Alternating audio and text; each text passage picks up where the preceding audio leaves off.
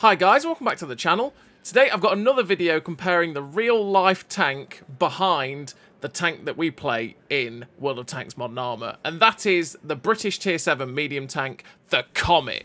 Now we've naturally gone one up from the last video, which was the Cromwell, and this is the Comet in the museum that you've just seen there from the clip, and on the move in the arena at Tankfest 2024. You can see that the Comet does shift about. It doesn't move quite as quickly as the Cromwell does, but it can still shift. It's got that 77mm gun that was fairly reliable, and in-game it's not quite as good as the Cromwell, but it is great to see moving around the arena. And here is the Comet in World of Tanks Modern Armour. As you can see, faithfully recreated just like the actual real tank, which is one of the reasons we all play games like this, right? Because you get that sense of feeling that you are playing a vehicle that you've seen in real life. It's the reason I started playing, to go play the M4 Sherman, right? Because I've seen M4 Shermans, I thought it looked cool, and I was like, yes, let's go play. And the Comet is one of those that you can see in the museum. They do take it around the arena every now and then as well, and you can see it in action, see how cool it looks, and you get to watch it in action, and just, yeah, you get to play it in-game, right? And it does have this 77mm gun, which fires very, very quickly. The mobility on it is pretty okay. Nowhere near the levels of the Cromwell anymore, but it's still pretty okay. Concealment-wise, it's pretty decent. The turret armor is alright when you're top tier, not very good when you're against tier 8s and 9s. Penetration-wise, it's okay as well. I do feel that the Comet is nowhere near the level of the Cromwell.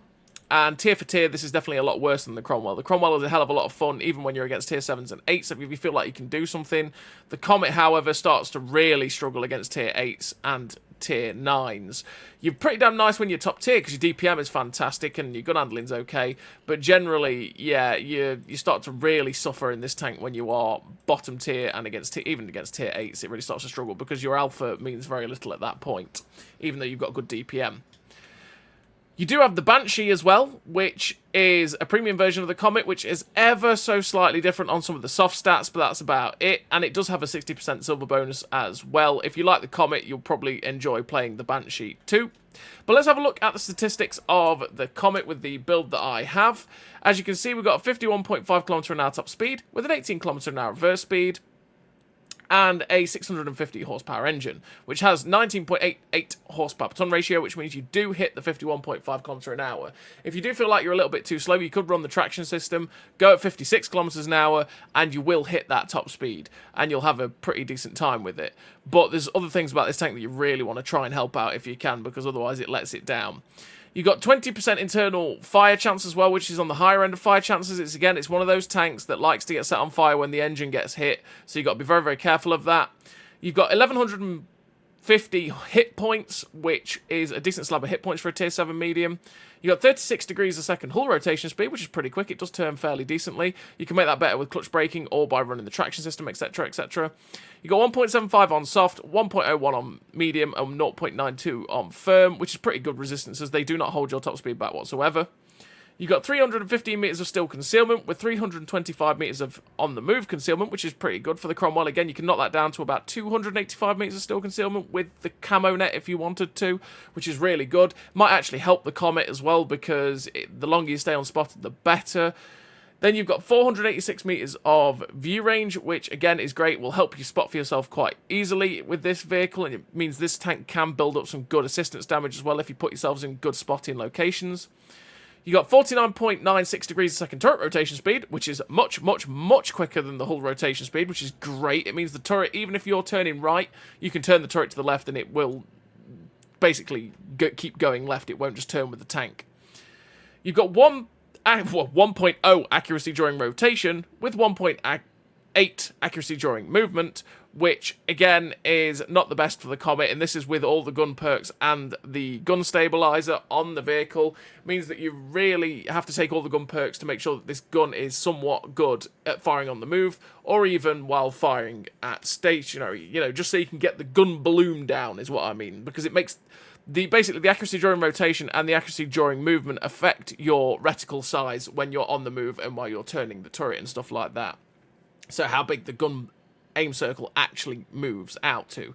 So it's best to get that down as low as possible with the Comet, because you will fire a lot of rounds with this Comet, a lot of rounds. So you want to make sure that the gun is aimed in as quickly as possible. You've got 20 degrees of elevation, which is great. 12 degrees of gun depression, which is phenomenal for the Comet. That has always been an amazing feature for the Comet. It means you are amazingly flexible on a ridgeline. And when you're using the 12 degrees of gun depression, the gun mantlet on the Comet can be a bit bouncy sometimes. You can pull off miracle bounces off of it. You've got 2.84 second reload with a 2.9k DPM, which is, again, fantastic for a tier 7 medium tank. It starts to suffer a little bit, though, when you are against the tier 8s and 9s, because while you do have that good DPM, a lot of those tanks also are starting to get towards you in that terms of DPM, and they have much higher alpha, which is where you start to struggle, because you have to expose yourself a lot more to do that damage, whereas they don't have to do that. You've got 0.28 you've got 0.28 accuracy with the build that we've got, which is pretty good. Means it is a fairly accurate gun. And you've got 2.12 second aim time, which, again, you don't really feel that much, especially if you knock down the bloom of the aim circle with all the gun perks and gun stabilizer. You don't feel that 2.12 too badly. You've got 148 penetration on the standard AP, 208 penetration on the premium APCR, and, APDS on this, but it's the same mechanic. 208 on the APDS, and 38mm of penetration on the HE, which means I very rarely use the HE unless I know I'm against a very weakly armoured artillery. You've got 140 damage on the standard round and 190 on the HE, which, yes, 140 is quite low for the damage, and like I say, that means that you do have to expose yourself a lot to deal that damage, which means you open yourself up to taking damage quite a lot. In a tank that's got no armour, that can be absolute pain, and like I say, when you're in against tier 8s and 9s that outtrade you quite easily, that is, it's a suffering point for the Comet. You've got 785 meters a second shell velocity on the standard AP, which is slow, and 981 meters a second shell velocity on the premium APDS, which, again, is not the quickest for APCR/APDS, but it's still a lot faster than the standard round. It does make the gun feel a lot nicer to use when you load premium, and it's not about the penetration in that regard, it's literally the shell velocity, because the shell velocity at 785 on the standard AP is pretty nasty, and especially when firing at distance for this kind of fast-firing gun, it just does not feel good. And that's one of the things that feels like a drawback for the Comet and can feel like a bit of pain in that regard. So that's the statistics. Let's have a quick look at the modules for this tank. So there's the Armour axe on the Comet, very similar to the Cromwell. If you shoot it in the front, you're probably going to likely damage its Armour axe anywhere sort of left, front and right back of the turret, but on the hull, you will damage the Armour axe of the Comet. So be careful of that. It doesn't get Armour axe all that much in this Comet, only really if you take shots that ends up hitting both sets of the Armour axe modules, right? You got the engine block, which is not quite at the back. It's actually more sort of back end of the mid of the tank. And like I say, that I haven't noticed really that you get your engine knocked out that much in the Comet. It just tends to be if a shot does hit that spot and damages the engine, it's likely to set it on fire. So if you are shooting at a Comet, you're probably quite likely a good point to shoot at is just that section there where the engine block is, and you might get a fire. And then in terms of the armour, as you can see, you've got 101mm of armour on the turret front, which, again, with the angles and stuff on it, and especially when you use the 12 degrees of gun depression, can ricochet you shots in the Comet, but don't rely on the armour. Don't think, aha, I've got 101mm of turret armour, I'm going to bounce a load, because you probably won't, sadly, for the Comet. And then in terms of the armour, 76mm of upper plate armour and 63 on the lower plate, yeah, you are going to get penned a lot. 42mm of side armour, though, means that quite a lot of guns won't overmatch your side, which is definitely quite nice for the old Comet. So what do I run in terms of equipment? Well, I run the advanced loader, the gun stabilizer, and optics. The gun stabilizer, because like I say, this gun irritates me, so I want to make sure that this gun will at least try and hit most of the shots I want to take. The advanced loader to make the DPM better, and optics to be able to spot for myself and get some assistance. And then in terms of a commander, I run Born Leader, Rapid Reload, Sixth Sense, Situational Awareness, Camouflage Expertise, Silent Driving, Snapshot, Steady Aim, and Run and Gun. 3 gun perks, again, to make this gun as good as possible, because it does irritate me, and it just really annoys me, this gun, so I just want to make it as good as possible with these 3 gun perks. Camouflage Expertise and Silent Driving to make the camo better, so that I can stay stealthed. And these 5 perks you're going to take on every tank in World War II. And yeah, that's the Comet statistically. That's what I run in terms of its equipment and its commander. If you were to have a quick look at this compared to the Banshee, as you can see, one accuracy during rotation, 1.8 during movement. If we were to go look at the Banshee in that regard, it's got 0.83 accuracy during rotation and 1.7 during movement. So it's actually better on its soft stats in terms of during rotation and movement than the standard Comet. Obviously, you've got the 60% silver bonus as well on it. And your ground resistances are actually slightly better as well with 1.57, 0.92 and 0.83. And that is basically the differences between you and you as a Banshee and the standard Comet. Actually, you have 5 meters of less concealment as well, but it doesn't really matter too much at that point. But that is the Comet in the garage. That's the statistics and stuff. What I'm going to do now is send you over to the replays where you can watch it in action, see how it handles in this day and age, and see if you would enjoy this vehicle. Like I say, it can be enjoyable, but it really does suffer when it is bottom tier, this vehicle. It really does. So as always, everybody, I'll send you over to the replays. So here we are in the replays with the Comet. This first game is in the Banshee Comet, and then the second game will be in the standard Comet. And we are on this map, which is Hidden Village, which is not the best map in the universe for the Comet. And we're in a tier 8 game as well, which is not the best matchup for a Comet. But we're going to do what we can do. So what I'm going to do is go to the mid-ridge at E6, because from there I can use the 12 degrees of gun depression this tank has to good effect, spot the people that cross the BC line, possibly get some free shots into them. The people that camp as well up at C2, C3, you can get free shots into those guys. We're just going to see what we can do from this mid-ridge, because realistically, do I want to go anywhere else in the Comet? Oh no, not particularly on Hidden Village, because I don't really want to go fight up at G4, because that's where a lot of the heavy tanks will go, and a lot of the medium tanks with some sort of turret armor. I don't really want to go into the town, because, well, that's more of a town brawl, right? And the Comet is not going to do well in a town brawl, so I don't want to do that. So this is really my only option, and if it doesn't go well, well, I'm screwed. And that's just the life of a Comet for me, really, on Hidden Village. So we're up to 537 damage so far, because we managed to get a few cheeky shots into the guys like the CDC. This is where this position is really nice for something like the Comet, because you can catch people like this AMX M445 just crossing the open and try and pummel out the damage as fast as you can. And this is where the DPM of the Comet is damn nice, but this is where I say also where the DPM is great, right? Having that nearly 3k DPM is lovely in the Comet, but the fact is you really do have to expose yourself for a long time to be able to actually rack up that damage, whereas you'll get snapped by something like a CDC, or snapped by something like a T-44, for example, or any other tank, like this Tiger 2 in front of us, for example. They'll hit us for like 360, 250, 240, and then be able to get safe. And for all we've managed to do to them is 140 damage before they've got safe, if we pen. And then, yeah, we're just in a bit of a pain point at that point, which is why I say that the Comet is great when you're top tier, because you don't have as many tanks that are going to be dealing that significant damage to you. And there's a lot of tanks where, obviously, you are far, far better in terms of your DPM. But when you're against tier 8s and tier 9s, it really does struggle.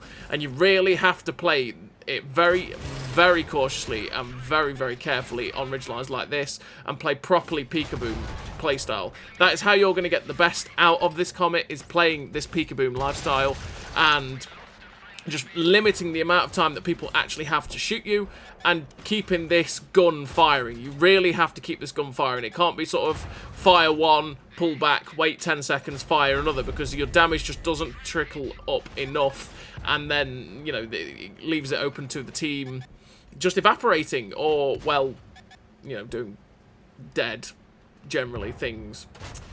So we're just trying to get the kill here on the King Dragon, and there we go. We managed to get the kill there on that tier 8 medium tank. The Charioteer drives out, and that's where the shell velocity on this tank can feel a little bit of pain. When you are firing at sort of 300, 400 meters, you really have to give quite a lot of lead for the shell to hit where you want it to. So if people are moving fast and you get that fast snapshotty ability time to shoot them, it's likely that the shot will just end up missing. But you really do feel the difference when you switch to these APCR rounds. So we've run out of standard AP, and we're now firing the APDS, and you can just see the difference in the shell velocity. This is why a lot of people will just fire full APCR in the Comet, because the shell velocity is the driving factor for that.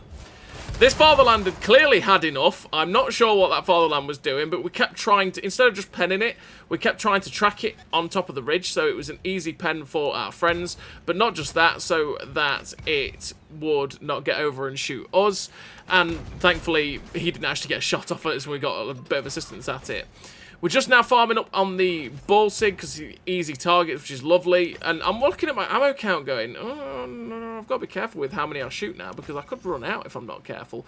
We're up to 3.6k damage with 894 assistance. And we're just going to try, we're just chasing damage at this point. The OHO has to be side on for us to pen. We are not penning an OHO at all in that sort of situation. We get a nice shot snapped into the diamond back there. That penned. Okay, we'll take that RNG, thank you very much. Going for the lower plate of this Diamondback, but I was never penning a Diamondback in that situation, and thankfully the Guardian STG ends up shutting him down. The Ball Sig shuts down the T28, and the CDC ends up getting killed by the HWK-12, so there's only one tank left. We've loaded the HE, so we get that 190 damage from this HE round, as opposed to the 140, straight through the Ball Sig, hopefully. We've got to be careful, though, because everyone else is chasing, and he's got the big gun. Oh, that was the only way we were going to die is if he had the big gun, because he couldn't have killed us with the 128, and he ends up killing us with the big gun, sadly. Finished the game with 2 kills, 3.9k damage, 894 assistance. The ace tanker, high caliber, the Confederate, with 2,035 base XP. A really nice game there for the Banshee Comet in not a great matchup on really not a great map for it either, where you got to see how it really wants to be playing, and that is playing that peek-a-boom lifestyle and just keep the gun working, keep the shells flying. That's what it wants to be doing. Limit the amount of opportunities people have to shoot at you, and you will have a good time. And yeah, just avoid Ballsig 150mm guns because they hurt. They really, really hurt. Oh, it was one of those wide-eyed panic moments where you see the Ballsig pop out, you go, oh, he's picking me.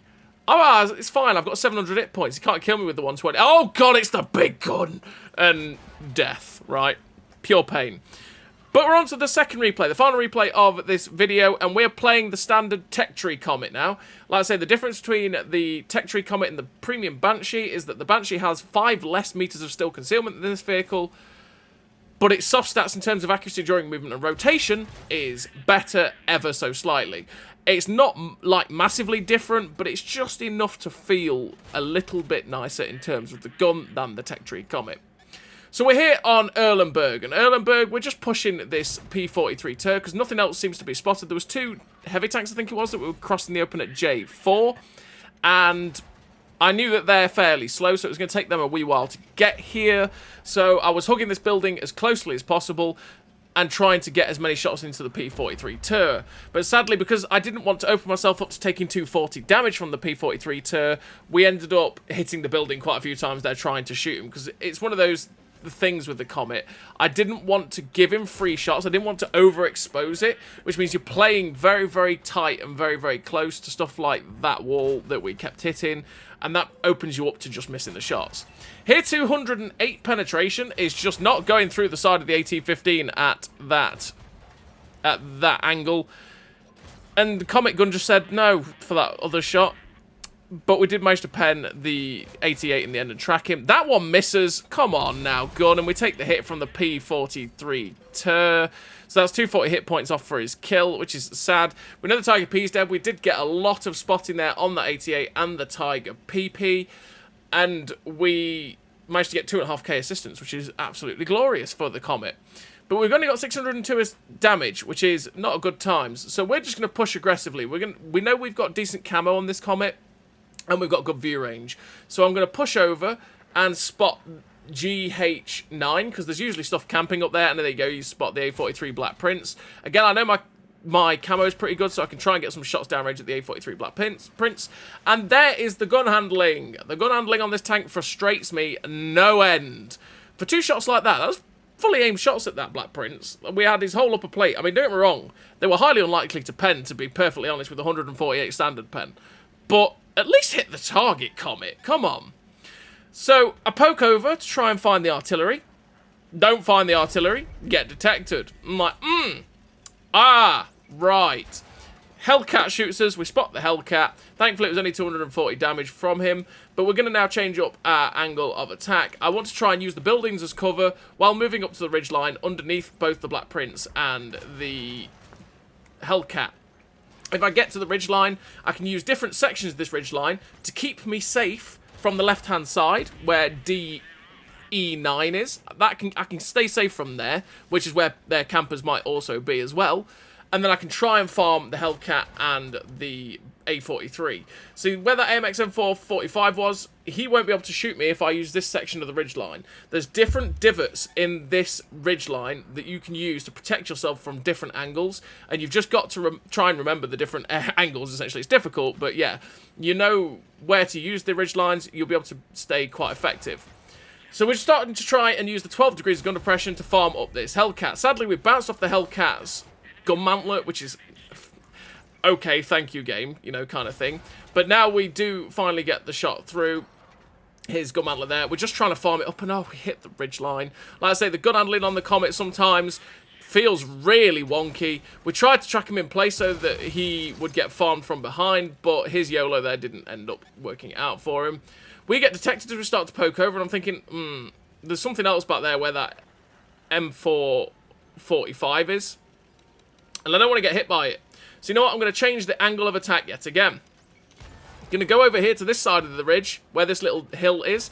And that way I can actually, again, stay protected from the left, while also getting free shots into this A43 Black Prince. And I can use the fantastic 12 degrees of gun depression that the Comet has as well. But something did shoot at us. And that made me a little bit self-conscious of myself in this position. Because I'm like, oh, can something else actually see me here? Well, that's a little bit awkward. I don't want that. We try and get another shot into the Black Prince, but it doesn't work. It's a very slim angle anyway. And I'm starting to like this position a lot less now, because I'm not getting the shots into the A43, and clearly something was looking at me. So I'm going to change into the next little bit of a dip, and there was the thing that probably shot at us. It's a Tiger 131. We get 2 shots into him, and sadly he goes and hides behind the building, so we're not getting the opportunity to kill that German tier 7 preferential heavy tank. The A43 BP gets shut down, so now we can use the 12 degrees gun depression to get some shots into the AMX M445, who is hideously stock. That is the stock gun and the stock turret, so we knew that we could go straight through the turret front there if we just avoided the gun mantlet, and good night, Mr. French tier 7 heavy tank. Now moving up towards the Tiger 131, but we cap. So we end up capping out the game, finishing off the game with a really nice total there for the Comet. We finished with the victory, 2 kills, 2.6k damage, 2,500 assistance, the 5k combined, ace tanker with the 1904 base XP. Really nice game there for the Comet, and a pretty damn good matchup for it. But again, just showing how the Comet wants to play, and showing what it looks like in-game, and when you're playing the game, versus what it does look like IRL in the Tank Museum, in running around the arena and in the museum itself as an exhibit. So as always, everybody, thank you very much for watching. I'll see you next time.